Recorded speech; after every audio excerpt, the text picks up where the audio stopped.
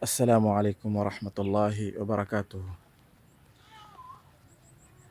Maashara almuslimin, thalathu tijaratun la tu'rafu alkhasara, biashara tatu hazijui khasara. Qiraatu kitabullah, kukisoma kitabu cha Allah Alquran. Iqamatu salah, kusimamisha sala. Assadaqatu, kutoa sadaqa.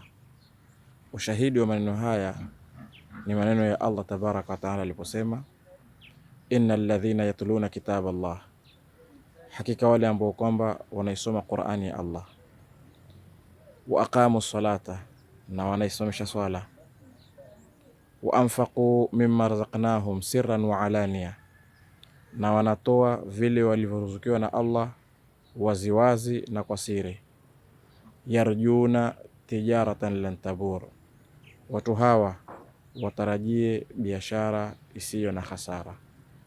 Ndugu Muislamu, kama ulikuwa hufahamu, sasa ushafahamu. Wassalamu alaikum warahmatullahi wabarakatuhu.